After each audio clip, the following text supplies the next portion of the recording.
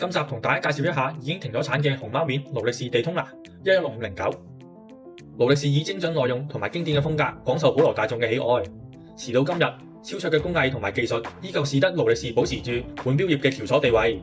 喺勞力士各種錶款中，1963年推出嘅豪式行動宇宙型計時腕錶，破天荒咁將計時刻度直接刻印喺錶圈嘅周邊，而非傳統嘅錶款上。之後亦都成為咗賽車手嘅最愛，因此被美國佛羅里達賽車場地通拿選為開幕計時馬錶。勞力士亦都將呢款錶命名為地通拿，結合咗現代同埋專業運動嘅性能，令地通拿至今依然係勞力士嘅閃亮之星。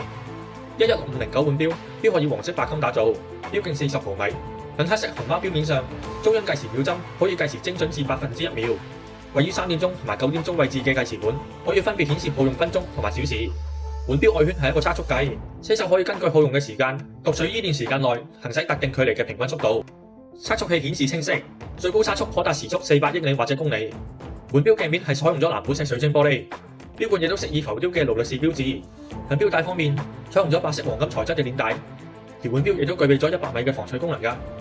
11509腕錶由413自動上鏈計時機芯提供動力，是機芯由勞力士研發製造，其組件數量遠少於一般嘅計時器，進而使機芯更為可靠。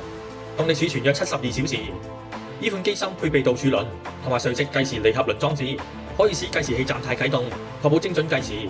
機芯亦都獲得咗頂級天文台精密時計認證，可靠性無與倫比。呢一款精彩而且罕有停產嘅熊貓面11509，你又點可以錯過呢？